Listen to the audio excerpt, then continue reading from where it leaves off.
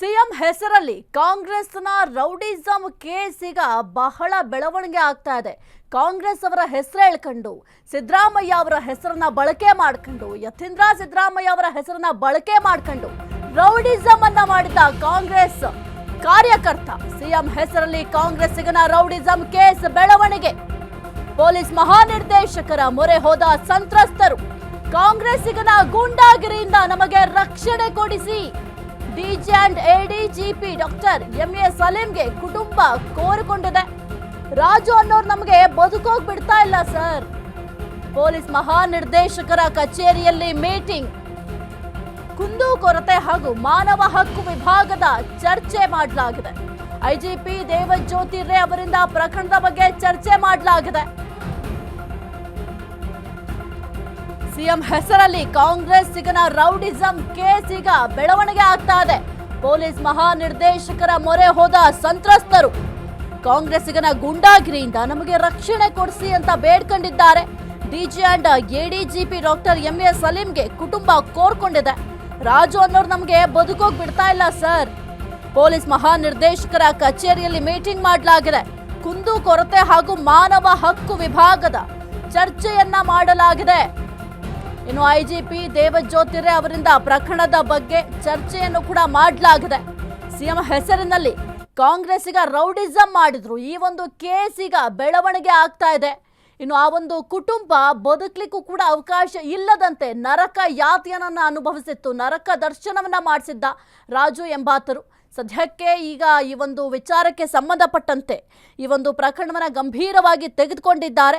DG and ADGP doctor MA Saleem ಅವರಿಗೆ ಕುಟುಂಬದವರು ಕೋರ್ಕೊಂಡಿದ್ರು, ಮನವಿಯನ್ನ ಮಾಡ್ಕೊಂಡಿದ್ರು. ದಯವಿಟ್ಟು ನಮಗೆ ರಕ್ಷಣೆ ಕೊಡಿಸಿ, ನಾವು ಜೀವನ ಮಾಡಲಿಕ್ಕೆ, ಜೀವನ ನಡೆಸಲಿಕ್ಕೆ ನಮಗೆ ಅವಕಾಶವನ್ನ ಕಲ್ಪಿಸ್ಕೊಡಿ. ರಾಜು ಎನ್ನುವರು ನಮಗೆ ಬಹಳ ತೊಂದರೆಯನ್ನ ಕೊಡ್ತಾ ಇದ್ದಾರೆ, ಜೀವನ ಮಾಡೋದೇ ಬಹಳ ಕಷ್ಟ ಆಗಿದೆ ಅಂತ ಸದ್ಯಕ್ಕೆ ಮನವಿಯನ್ನು ಕೂಡ ಮಾಡಿಕೊಂಡಿದ್ರು. ಇದರ ಬೆನ್ನಲ್ಲೇ ಪೊಲೀಸ್ ಮಹಾನಿರ್ದೇಶಕರ ಕಚೇರಿಯಲ್ಲಿ ಮೀಟಿಂಗ್ ಅನ್ನ ಮಾಡಲಾಗಿದೆ. ಕುಂದುಕೊರತೆ ಹಾಗೂ ಮಾನವ ಹಕ್ಕು ವಿಭಾಗದ ಚರ್ಚೆಯನ್ನು ಕೂಡ ಮಾಡಲಾಗಿದೆ. ಐಜಿಪಿ ದೇವಜ್ಯೋತಿ ರೇ ಅವರಿಂದ ಈ ಒಂದು ಪ್ರಕರಣದ ಬಗ್ಗೆ ಚರ್ಚೆಯನ್ನು ಕೂಡ ಮಾಡಲಾಗಿದೆ. ಅಶ್ವವೇಗ ನ್ಯೂಸ್ ಈ ಒಂದು ಸುದ್ದಿಯನ್ನ ಬಿತ್ತರಿಸಿತ್ತು. ನಿರಂತರವಾಗಿ 4 ಗಂಟೆಗಳ ಕಾಲ ಈ ಒಂದು ವಿಚಾರವಾಗಿ ಕೂಲಂಕುಷವಾಗಿ ನಿಮ್ಮ ಮುಂದೆ ವರದಿಯನ್ನ ಬಿತ್ತರಿಸಿತ್ತು. ಅದಾದ ಬೆನ್ನಲ್ಲೇ ಈಗ ಎಲ್ಲರೂ ಕೂಡ ಅಲರ್ಟ್ ಆಗಿದ್ದಾರೆ. ಆ ಒಂದು ಅಮಿತಾಬ್ ಕುಟುಂಬಕ್ಕೆ ನರಕ ಅಂದ್ರೆ ಯಾವ ರೀತಿ ಇರುತ್ತೆ ಅಂತ ಕಾಂಗ್ರೆಸ್ನ ಕಾರ್ಯಕರ್ತ ರಾಜು ಎಂಬುವರು ತೋರಿಸಿದ್ರು. ಪಾಪ ಬಹಳ ಕಷ್ಟ ಆಗಿತ್ತು. ಆ ಒಂದು ಕುಟುಂಬ ಜೀವನ ಮಾಡಲಿಕ್ಕೆ ಕಷ್ಟ ಆಗ್ತಾ ಇತ್ತು. ಅವರಿರುವಂತಹ ಜಾಗವನ್ನು ಅಂದ್ರೆ ಅಮಿತಾಬ್ ಅವರ ಒಂದು ಸ್ವಯಾರ್ಜಿತ ಜಾಗ ಅದು. ಅಂದ್ರೆ ಅವರ ತಾಯಿಯವರು ಪರ್ಚೇಸ್ ಮಾಡ್ಕೊಂಡಿದ್ರು ಆ ಒಂದು ಜಾಗವನ್ನ. ರಾಜು ಅವರು ಮಧ್ಯಸ್ಥಿಕೆಯನ್ನ ವಹಿಸಿದ್ರು. ಅದಕ್ಕೆ ಏನು ಕೊಡಬೇಕು ಕಮಿಷನ್, ಆ ಒಂದು ದುಡ್ಡನ್ನು ಕೂಡ ಕೊಟ್ಟಿದ್ರು. ಅಷ್ಟಾದ್ರೂ ಕೂಡ ಈಗ ಆ ಒಂದು ಜಾಗ ಏನಿದೆ ಅದರ ವ್ಯಾಲ್ಯೂ ಜಾಸ್ತಿ ಆಗಿದೆ, ಕೋಟಿ ಕೋಟಿ ಆಗುತ್ತೆ ಆ ಒಂದು ಜಾಗಕ್ಕೆ. ಹಂಗಾಗಿ ನೀನಿರುವಂತಹ ಜಾಗವನ್ನ ನನಗೆ ಬಿಟ್ಕೊಡು ಅಂತ ಪ್ರತಿನಿತ್ಯವೂ ಕೂಡ ರಾಜು ಚಿತ್ರ ಹಿಂಸೆಯನ್ನ ಕೊಟ್ಟಿದ್ರು. ಈಗ ಸದ್ಯಕ್ಕೆ ಈ ಒಂದು ವಿಚಾರವನ್ನ ಗಂಭೀರವಾಗಿ ತೆಗೆದುಕೊಂಡಿದ್ದಾರೆ. ಆ ಒಂದು ಕುಟುಂಬ ಪರಿಪರಿಯಾಗಿ ಅಧಿಕಾರಿಗಳ ಬಳಿ ಕೂಡ ಹೋಗಿ ಮನವಿಯನ್ನ ಮಾಡ್ಕೊಂಡಿದ್ರು, ಬೇಡ್ಕೊಂಡಿದ್ರು. ಜೊತೆಗೆ ಪೊಲೀಸರ ಬಳಿ ಕೂಡ ಹೋಗಿ ನಮಗೆ ರಕ್ಷಣೆ ಕೊಡಿ, ನಮಗೆ ಜೀವನ ಮಾಡಲಿಕ್ಕೆ ಸಾಧ್ಯ ಆಗ್ತಾ ಇಲ್ಲ ಅಂತ ಬೇಡ್ಕೊಂಡಿದ್ರು.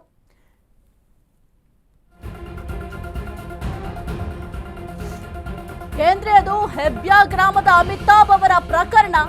ಸಿಎಂ ಹೆಸರು ಯತೀಂದ್ರ ಹೆಸರು ಹೇಳ್ಕೊಂಡು ಧಮಕಿ. ಸಂತ್ರಸ್ತ ಅಮಿತಾಬ್ ಫ್ಯಾಮಿಲಿ ಕಂಪ್ಲೇಂಟ್ ಬಗ್ಗೆ ನೋಡಿ ಅಂತ ಹೇಳಿದ್ದಾರೆ. ಸಮಸ್ಯೆ ಇದ್ರೆ ಸೂಕ್ತ ರಕ್ಷಣೆ ಕೊಡಿಸ್ಬೇಕಲ್ವಾ ಕುಟುಂಬಕ್ಕೆ. ಬೆಂಗಳೂರು ಡಿಜಿ ಕಚೇರಿಯಿಂದ ಮೈಸೂರು ಎಸ್ಪಿಗೆ ಸೂಚನೆಯನ್ನ ನೀಡಲಾಗಿದೆ. ಮೈಸೂರು ಎಸ್ಪಿಗೆ ಸೂಚಿಸಿದ ಎಡಿಜಿಪಿ ದೇವಜ್ಯೋತಿ ರೇ. ಮೈಸೂರು ಎಸ್ಪಿ ಮಲ್ಲಿಕಾರ್ಜುನ ಬಾಲದಂಡಿ ಜೊತೆ ಚರ್ಚೆ. ಹೆಂಡತಿನ ರೇಪ್ ಮಾಡ್ತಾರಂತೆ, ಮಗುನ ಕೊಲ್ತಾರಂತೆ. ಏನ್ರಿ ಇದು, ವೆರಿಫೈ ಮಾಡ್ರಿ ಅಂತ ಎಸ್ಪಿಗೆ ಎಡಿಜಿಪಿ ಅವರು ಸೂಚನೆಯನ್ನ ಕೊಟ್ಟಿದ್ದಾರೆ. ಮೈಸೂರು ಎಸ್ಪಿ ಭೇಟಿ ಮಾಡುವಂತೆ ಹೇಳಿರುವ ಎಡಿಜಿಪಿ ಸದ್ಯಕ್ಕೆ ಸೂಚನೆಯನ್ನ ಕೊಟ್ಟಿದ್ದಾರೆ. ಅಮಿತಾಬ್ ಹಾಗೂ ಪತ್ನಿ ಡಾಕ್ಟರ್ ಸುಷ್ಮಾಗೆ ಹೇಳಿದ್ದಾರೆ. ಈಗ ಮೈಸೂರು ಎಸ್ಪಿ ಮಲ್ಲಿಕಾರ್ಜುನ್ ಬಾಲದಂಡಿ ಮುಂದೆ ಕೇಸ್ ಇದೆ. ಭಯಭೀತಿಗೊಂಡ ಕುಟುಂಬಕ್ಕೆ ನ್ಯಾಯ ಕೊಡಿಸ್ತಾರಾ ಅಂತ ನೋಡ್ಬೇಕಾಗತ್ತೆ. ಈಗ ಸಿಎಂ ಹೆಸರಲ್ಲಿ ಗೂಂಡಾಗಿರಿ ಮಾಡ್ತಾ ಇರುವ ಕಾಂಗ್ರೆಸ್ ರಾಜು, ಕಾನೂನು ಮೂಲಕ ರಾಜು ರೌಡಿಸಂಗೆ ಬ್ರೇಕ್ ಬೀಳುತ್ತಾ? ನಂಜನಗೂಡು ಠಾಣೆಯಲ್ಲಿ ರಾಜು ವಿರುದ್ಧ ಎಫ್ಐಆರ್ ಸಹ ಆಗಿದೆ. A1 ಆರೋಪಿಯಾಗಿದ್ದಾರೆ ರಾಜು. ರಾಜು ದಬ್ಬಾಳಿಕೆ ವಿಡಿಯೋ ಆಧಾರದಲ್ಲಿ ಅಶ್ವವೇಗ ಸುದ್ದಿಯನ್ನ ಮಾಡಿತ್ತು. ಸಂತ್ರಸ್ತರಿಗೆ ರಕ್ಷಣೆ ಕೊಡಿ ಅಂತ ಸ್ಟೋರಿ ಫಾಲೋ ಅಪ್ ಮಾಡ್ತಾ ಇದ್ದೀವಿ, ಮುಂದೆಯೂ ಕೂಡ ಮಾಡ್ತೀವಿ. ಸಂತ್ರಸ್ತರಿಗೆ ನ್ಯಾಯ ಸಿಗುವವರೆಗೂ ಅಶ್ವವೇಗ ನ್ಯೂಸ್ ಸುಮ್ಮನೆ ಇರೋದಿಲ್ಲ. ಸಿಎಂ ಹೆಸರು ಯತೀಂದ್ರ ಹೆಸರನ್ನ ಬಳಸ್ಕೊಂಡು ಧಮಕಿಯನ್ನ ಹಾಕ್ತಾ ಇದ್ರು. ಸಂತ್ರಸ್ತ ಅಮಿತಾಬ್ ಫ್ಯಾಮಿಲಿ ಕಂಪ್ಲೇಂಟ್ ಬಗ್ಗೆ ನೋಡಿ ಅಂತ ಈಗ ಬೆಂಗಳೂರು ಡಿಜಿ ಕಚೇರಿಯಿಂದ ಮೈಸೂರು ಎಸ್ಪಿಗೆ ಸೂಚನೆಯನ್ನ ನೀಡಲಾಗಿದೆ. ಸಮಸ್ಯೆ ಇದ್ರೆ ಸೂಕ್ತ ರಕ್ಷಣೆಯನ್ನ ಕೊಡಬೇಕು. ಬೆಂಗಳೂರು ಡಿಜಿ ಕಚೇರಿಯಿಂದ ಮೈಸೂರು ಎಸ್ಪಿಗೆ ಕೆಲವೊಂದಿಷ್ಟು ಸೂಚನೆಯನ್ನ ಕೊಟ್ಟಿದ್ದಾರೆ. ಮೈಸೂರು ಎಸ್ಪಿಗೆ ಎಡಿಜಿಪಿ ದೇವಜ್ಯೋತಿರೇ ಅವರು ಸೂಚನೆಯನ್ನ ಕೊಟ್ಟಿದ್ದಾರೆ. ಸದ್ಯಕ್ಕೆ ಈ ಒಂದು ವಿಚಾರಕ್ಕೆ ಸಂಬಂಧಪಟ್ಟಂತೆ ಬೆಂಗಳೂರು ಡಿಜಿ ಕಚೇರಿಯಿಂದ ಮೈಸೂರು ಎಸ್ಪಿಗೆ ಕೆಲವೊಂದಿಷ್ಟು ಸೂಚನೆಯನ್ನ ನೀಡಲಾಗಿದೆ. ಯಾಕೆಂತಂದ್ರೆ ಸಿದ್ದರಾಮಯ್ಯ ಅವರ ಹೆಸರನ್ನ ಬಳಕೆ ಮಾಡ್ಕೊಂಡು ಯತೀಂದ್ರ ಸಿದ್ದರಾಮಯ್ಯ ಅವರ ಹೆಸರನ್ನ ಬಳಕೆ ಮಾಡ್ಕೊಂಡು ಧಮಕಿ ಹಾಕ್ತಾ ಇದ್ರು. ನಮ್ಮ ಸರ್ಕಾರ ಇದೆ, ನಾವು ಹೇಳ್ದಂಗೆ ಕೇಳಬೇಕು ಅಂತ ಅಮಿತಾಬ್ ಕುಟುಂಬಕ್ಕೆ ಬಹಳ ತೊಂದರೆಯನ್ನ ಕೊಟ್ಟಿದ್ರು. ಅಷ್ಟೇ ಅಲ್ಲ, ಮನೆಯ ಮುಂದೆ ಸಾಕಷ್ಟು ಕಸದ ರಾಶಿಗಳನ್ನ ತಂದು ಸುರಿದು ಒಂದು ಶ್ವಾನಗಳು, ಸತ್ತಂತಹ ಶ್ವಾನಗಳಾಗಿರ್ಬೋದು ಅಥವಾ ಬೆಕ್ಕುಗಳಾಗಿರ್ಬೋದು, ಪ್ರಾಣಿಗಳ ದೇಹವನ್ನು ತಂದು ಸುಟ್ಟು ಹಾಕಿ ಆ ಒಂದು ಕುಟುಂಬಕ್ಕೆ ನಾನಾ ರೀತಿಯ ತೊಂದರೆಗಳನ್ನು ಕೊಟ್ಟಿದ್ರು.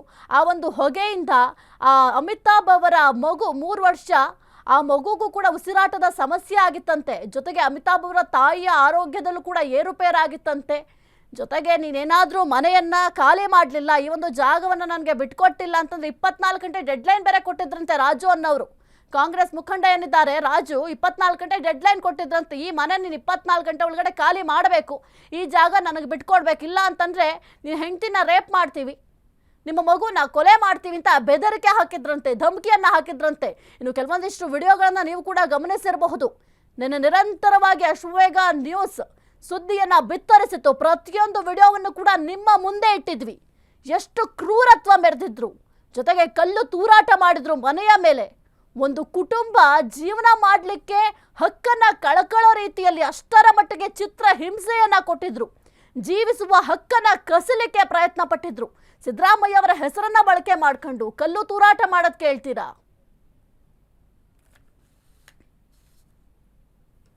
ಗ್ರಾಮಾಂತರ ಪೊಲೀಸ್ ಠಾಣಾ ವ್ಯಾಪ್ತಿಯಲ್ಲಿ ಏನು ಅಮಿತಾಬ್ ಮತ್ತೆ ಸುಷ್ಮಾ ಅವರ ದಂಪತಿಗಳ ಮೇಲೆ ರಾಜು ಮತ್ತೆ ಅವರ ಸಂಗಡಿಗರು ಏನು ಹಲ್ಲೆ ಮಾಡಿದ ಪ್ರಕರಣಕ್ಕೆ ಸಂಬಂಧಪಟ್ಟಂತೆ ಏನು ಅಲ್ಲಿ ಪೊಲೀಸರು ಪೊಲೀಸ್ ಠಾಣೆಗೆ ದೂರನ್ನ ಕೊಟ್ಟಿದ್ರು. ಆದರೂ ಸಹ ಪೊಲೀಸರು ಯಾವುದೇ ರೀತಿಯ ಕ್ರಮ ತಗೊಂಡಿಲ್ಲ, ಮತ್ತೆ ಇಲ್ಲಿವರೆಗೂ ಸಹ ಆರೋಪಿಗಳನ್ನ ಅರೆಸ್ಟ್ ಮಾಡಿಲ್ಲ.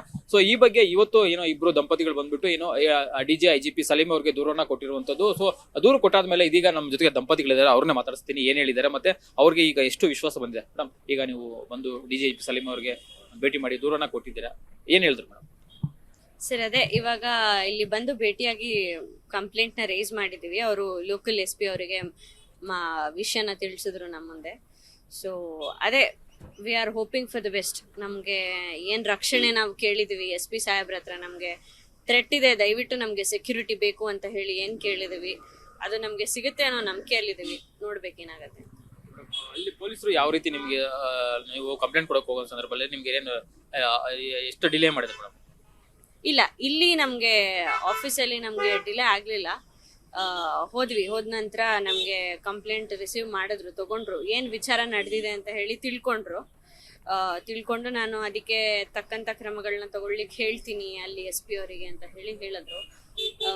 ನೋಡ್ಬೇಕು ಸರ್, ಇದ್ರ ನಂತರ SP ನಮ್ಮ ನಂಜನಗೂಡು SP ಅವರು ಯಾವ ಕ್ರಮಗಳನ್ನ ತಗೊಳ್ತಾರೆ ಅಂತ ಕಾದ್ ನೋಡ್ಬೇಕು.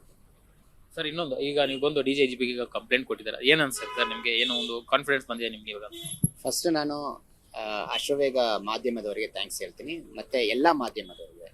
ನನಗೆ ಈ ಒಂದು ಏನು ಒಂದು ಕ್ರಮ ನಡೀತು ಅದು ಸಹಾಯ ಮಾಡಿದಿಂದನೇ ಇವಾಗ ನಮಗೆ ಈ ಲೆವೆಲ್ಗೆ ನಾವು ಬರೋಕ್ಕಾಯ್ತು, ಇಲ್ಲಾಂದ್ರೆ ಖಂಡಿತ ನಾವು ಬರೋಕ್ಕಾಗ್ತಾ ಇರಲಿಲ್ಲ. ಸೊ ಫಸ್ಟ್ ನಾನು ಥ್ಯಾಂಕ್ಸ್ ಹೇಳೋದು ನನ್ನ ಫ್ಯಾಮಿಲಿಗೆ ಪ್ರೊಟೆಕ್ಷನ್ ಕೊಟ್ಟಿದ್ದ ನೀವೆಲ್ಲ ಮಾಧ್ಯಮಕ್ಕೆ ನಾನು ಫಸ್ಟ್ ಧನ್ಯವಾದಗಳು ಹೇಳ್ಕೊಂತೀನಿ. ಮೊದಲು ಅಶ್ವವೇಗದವ್ರಿಗಂತೂ ನಾನು ಚಿರಋಣಿಯಾಗಿದ್ದೀನಿ ಫಸ್ಟ್. ಎರಡನೇದು ವಿಚಾರ ಏನಂತ ಹೇಳಿದ್ರೆ, ಇಲ್ಲಿ ಬಂದಾದ್ಮೇಲೆ ನಿಮ್ಮ ಮಾಧ್ಯಮಗಳೆಲ್ಲ ಬಂದಾದ ನಂತರ